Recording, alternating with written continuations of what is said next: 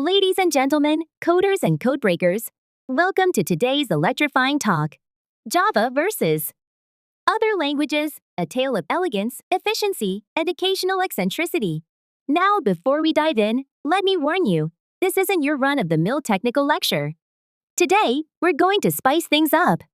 So buckle up as we take a roller coaster ride through the labyrinth of programming languages. Let's start with Python.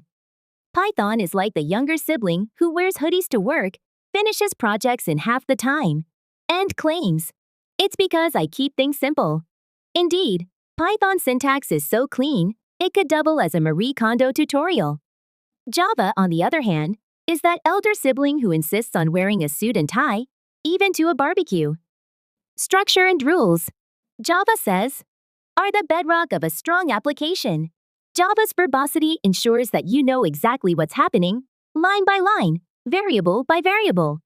Sure, it might feel like writing an epic novel just to print. Hello, world! But hey, nobody ever accused Java of being too vague. Despite sharing 6 letters in their names, Java and JavaScript have about as much in common as elephants and espresso. JavaScript is the street-smart magician of the programming world, throwing functions left and right, redefining variables as if rules are mere suggestions. It's the language that runs the web, turning static pages into dynamic experiences, like adding fireworks to a book reading. Java, in contrast, is the careful architect. It builds skyscrapers with a blueprint in one hand and a hard hat on its head. Safety first. Java says, with its static typing and compile time checks. We're not running this until I'm sure it's solid. If Java and C+ were gladiators, the arena would be covered in blood, sweat, and semicolons. C+ is the grizzled veteran with a penchant for micromanagement. Memory? Pointers. I've got it. C+ boasts, wielding its raw power like a double-edged sword. Java, however, takes a more refined approach. Let me take care of memory management for you. It says, gesturing to its garbage collector like a concierge at a 5-star hotel. While C+ is busy deciding where to allocate memory, Java has already brewed a cup of coffee and deployed the application. Go is the minimalist programmer's dream. Who needs exceptions?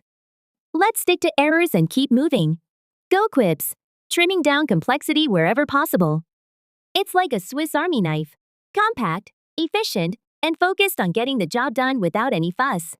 Java, on the other hand, is the Swiss watch, meticulously designed, feature-rich, and built to last. You might not need all these bells and whistles, Java admits, but they're here, just in case. Rust is like the safety-conscious rock climber who checks every knot and strap 3 times before making a move. Memory safety without a garbage collector. Rust declares, because I believe in you. Java nods respectfully. I'm all about safety too, but I prefer the ease of a garbage collector. Let's not scare off the newbies.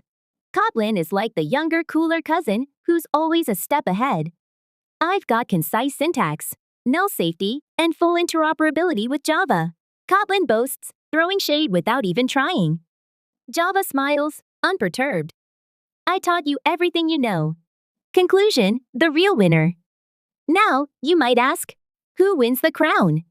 The answer, my dear audience, is simple. It depends.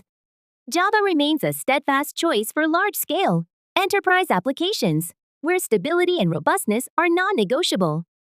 Other languages, Python for quick scripting, JavaScript for the web, Rust for ultimate safety, shine in their respective domains. The beauty of programming lies in its diversity. Each language brings something unique to the table, and as developers, we get to pick the best tools for the job.